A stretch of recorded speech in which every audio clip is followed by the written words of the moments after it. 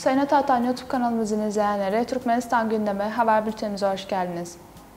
Bültenimizdeki haber başlıkları: Türkmenistan Parlamentosu ABD Kongresi heyetini kabul etti. Rusya'dan ilk yük treni Orta Asya üzerinden Suudi Arabistan'a gönderildi ve son haberimiz Çin'in Gansu eyaleti Orta Asya ile ilk uçak seferlerini başlatacak. İlk haberimiz Türkmenistan Parlamentosu ABD Kongresi heyetini kabul etti. ABD Kongresi Temsilciler Meclisi'nden Kongre üyesi Darin Lahud başkanlığındaki heyet Aşkabat'ı ziyaret ediyor. Türkmenistan Meclisi'nde yapılan toplantıda Türkmen-Amerikan işbirliğinin öncelikli konuları, özellikle parlamentolar arası ilişkilerin daha da geliştirilmesi konuları ele alındı. Meclis Başkanı Dünya Özel Gulmanova, her alanda verimli bir devletler arası diyaloğu doğrudan katkıda bulunan parlamentolar arası bağların güçlendirilmesinin özel önemini vurguladı. Toplantıda ABD heyeti Ulusal Parlamentosu'nun yapısı ve faaliyetleri hakkında bilgiler verildi.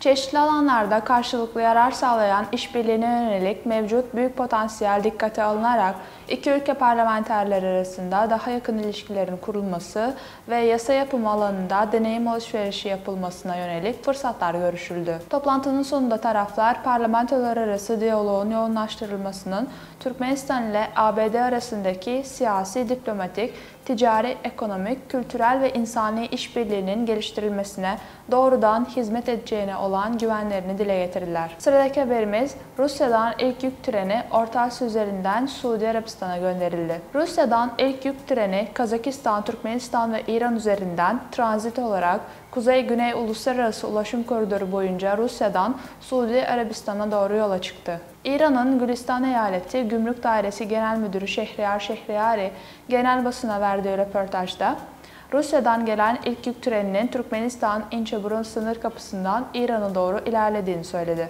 Daha sonra tren güneye Bandar Abbas limanına hareket edecek ve kargo oradan Cidde'ye taşınacak. İranlı yetkiliye göre trende 36 konteyner bulunmakta.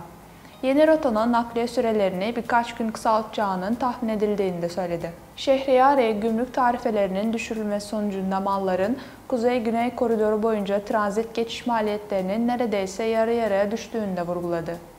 Yaklaşık 250 milyar dolar değerindeki Hint, Çin ve Doğu Asya ürünlerinin Kuzey-Güney ulaşım koridoru üzerinden Avrupa'ya teslim edilmesi bekleniyor. Son haberimiz Çin'in Gansu eyaleti Orta Asya ile uçak seferlerini başlatacak. 16 ton ağırlığındaki araba parçaları ve taze kesme çiçeklerden oluşan sevkiyat, Gansu eyaletindeki Lanzhou Uluslararası Havalimanı'ndan Kazakistan'ın Almatı şehrine doğru yola çıktı ve Çin'in bu kuzeybatı eyaleti ile Orta Asya arasındaki ilk hava bağlantısı hizmetinin açılışına işaret etti. Gansu Port Logistics Corporation Ltd'nin CEO'su Cheng Mingyuan, yeni kargo rotasının başlatılmasıyla Gansu ile Orta Asya arasındaki uçuşların operasyonel istikrarının artabileceğini söyledi.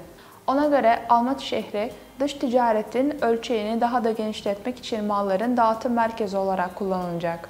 Lanzhou Uluslararası Havalimanı Gümrük Memuru Feng Lijiye, bu rotanın açılması Gansu'yu Orta Asya ülkeleriyle ticareti daha da genişletme fırsatı veriyor dedi. Bu yılın Ocak-Nisan döneminde Çin ile Orta Asya'daki 5 ülke arasındaki ticaret cirosunun 2022 yılının aynı dönemine kıyasla %37,3 artışla 26,62 milyar ABD doları olduğu bildirildi. Sayın Atatan YouTube kanalımızın izleyenleri, Türkmenistan ile ilgili Türkçe haberlerimizi Atatan Türkmenistan haber sitemizden takip edebilirsiniz.